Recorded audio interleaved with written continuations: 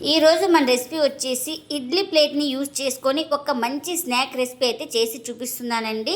ఈ snacks recipe చాలా రుచిగా చాలా టేస్ట్గా అయితే ఉంటుంది.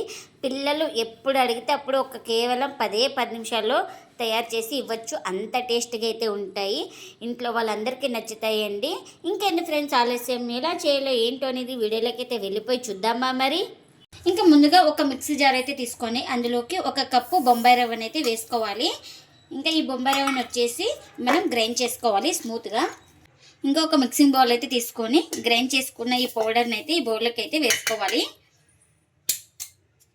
ఇంకా ఇప్పుడు ఇందులోకి రుచికి తగినంత సాల్ట్ని కూడా వేసుకుంటున్నా. ఇంకా ఇప్పుడు ఇందులోకి నేను ఇక్కడ మరిగే నీళ్ళు అయితే వేసుకుంటున్నాను, బాగా సాఫ్ట్గా ఉంటుందనేసి.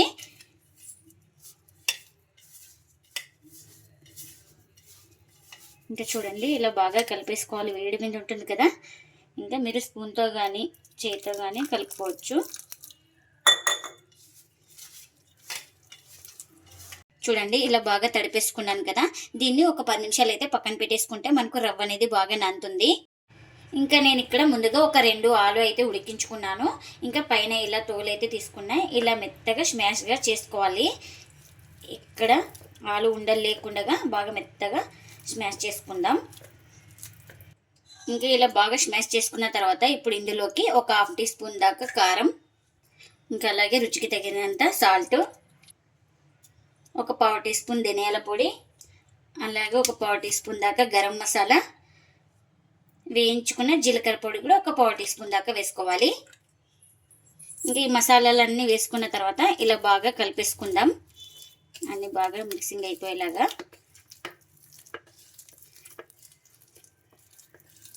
ఇంకా ఇలా కలుపుకున్నాం కదా, ఇంకా దీన్ని పక్కన పెట్టేసుకుందాం. ఇంకా ముందుగా మనం పిండిని అయితే నానబెట్టేసుకున్నాం కదా, ఈ పిండి కూడా సాఫ్ట్గా నానిపోయింది. ఇంకా ఒక 10 నిమిషాల తర్వాత అయితే మీకు చూపిస్తున్నాను. చూడండి, బాగా సాఫ్ట్గా నానిపోయింది, చపాతీ పిండిలాగా. ఇలా బాగా ఒకసారి చేతితోటి ఇలా కలిపేసుకుందాం. ఇంకా ఇలా మొత్తం ఒకసారి బాగా కలిపేసుకొని మనం ఈ సైజ్ అయితే పిండి ముద్దనైతే తీసుకుందాం. చూడండి, నేను ఇక్కడ చూపిస్తున్నాను కదా, ఈ సైజ్ అయితే కరెక్ట్గా సరిపోతుంది మనకు. ఇంకా ఇలా ఇంకొక అరచేమింది అయితే పెట్టేసుకొని ఇలా బాగా ఎక్కడ క్రాక్స్ లేకుండా రౌండ్గా చుట్టేసుకోవాలి. చూడండి, ఈ విధంగా ఉండాలి. ఇంకా ఇలా చుట్టేసుకున్న దాన్ని ఒక ప్లేట్లోకి అయితే తీసుకుంటున్నా.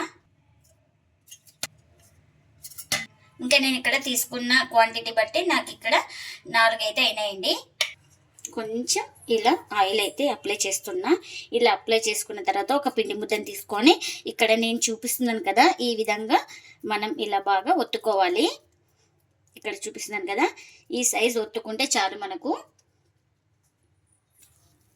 ఇంకా మనం ముందుగానే ఆలు స్టఫింగ్ అయితే ప్రిపేర్ చేసుకున్నాం కదా, ఇంకా దాన్ని కాస్త అయితే ఇలా పెట్టేస్తున్నా. ఇక్కడ చూపిస్తున్నాను కదా, ఈ విధంగా మనం లైట్గా ఇలా స్ప్రెడ్ చేసుకోవాలి. ఇలా స్ప్రెడ్ చేసుకున్న తర్వాత ఇక్కడ చూపిస్తున్నాను కదా, ఈ విధంగా అంతా మొత్తం ఇలా దగ్గరికి అనేసుకోవాలి. ఇంకా స్టఫింగ్ అనేది మనకు కనిపించకూడదు. ఇక్కడ చూపిస్తున్నాను కదా వీడియోలో, ఈ విధంగా మొత్తం ఇలా దగ్గరికి అనేసుకొని ఇంకా ఇది ఉంటుంది కదా, ఇలా అడ్జస్ట్ చేసుకోవాలి. ఇలా లైట్గా కొంచెం లైట్గా ప్రెస్ చేసుకోవాలి. ఇంకొక అరచే మీద పెట్టేసుకొని చూడండి, ఇక్కడ చూపిస్తున్నాను కదా, ఈ విధంగా ఒత్తేసుకోవాలి లైట్గా. ఇంకా లైట్గా ఇలా ఒత్తుకున్న తర్వాత మనకు ఈ విధంగా ఉంటే చాలు, కరెక్ట్గా పర్ఫెక్ట్గా సరిపోతుంది. ఇంకా ఇలా చేసుకున్న దాన్ని ఒక ప్లేట్లోకి అయితే తీసుకుంటున్నా. ఇంకా మరొకటి ఇలా ఒత్తుకొని ఇంకా స్టఫింగ్ అయితే పెడుతున్నా. ఇలా స్టఫింగ్ కూడా పెట్టేసుకొని లైట్గా ఇలా స్ప్రెడ్ చేసుకోవాలి.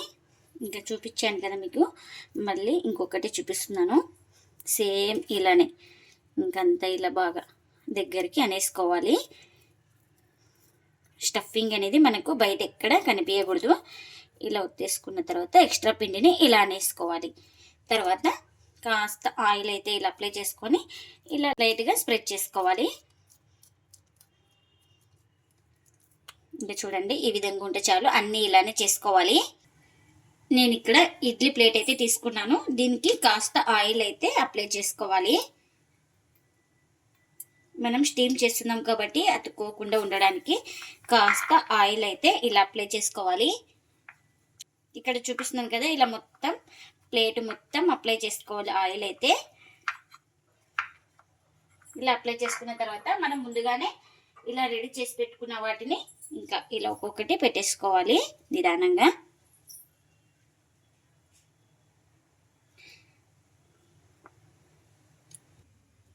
ఇంకా నేను స్టీమ్ చేసుకోవడానికి ఇక్కడ వాటర్ కూడా పెట్టేసుకున్నాను. వాటర్ కూడా మనకు బాగా బాయిల్ అవుతుంది కదా. ఇంకా ఇప్పుడు ఈ ఇడ్లీ ప్లేట్ అయితే ఇలా నిదానంగా పెట్టుకోవాలి. ఇంకా మనం దీన్ని ఒక 2 నిమిషాలు స్టీమ్ చేసుకుంటే చాలండి. మూత పెట్టేసుకొని స్లిమ్లోనే ఇంకా మనం స్టీమ్ చేసుకోవాలి. ఇంకా ఒక 2 నిమిషాల తర్వాత అయితే మీకు చూపిస్తున్నాను చూడండి. ఇంకా కరెక్ట్గా 2 నిమిషాలు అంటే 2 నిమిషాలు పర్ఫెక్ట్గా సరిపోతుంది. ఇలా తడి ఆరితే చాలండి, మనకు తడి ఎక్కడ అంటుకోదు కదా. ఇలా ఆరిన తర్వాత ఇంకా బయటకైతే తీసుకుందాం. చూడండి నేను ఇంకా స్పూన్ తోటి ఇంకా బయటకైతే ఒక ప్లేట్లోకి అయితే తీస్తున్నా. ఇంకా ఎన్ని అయితే అన్నీ ఇలానే స్టీమ్ చేసుకోవాలి. ఇంకా నేను ఇక్కడ షాలో ఫ్రై చేయడానికి ఒక 2 స్పూన్లు ఆయిల్ అయితే వేసుకున్నాను చూడండి. కరెక్ట్ 2 స్పూన్ల దాకా ఆయిల్ అయితే వేసుకున్నాను. ఆయిల్ కూడా హీట్ అయింది మనకు. ఇంకా ముందుగానే ఇలా స్టీమ్ చేసి పెట్టుకున్నాను కదా. ఇంకా ఇప్పుడు వీటిని నిదానంగా ఇలా ఆయిల్లోకి అయితే వేసుకోవాలి.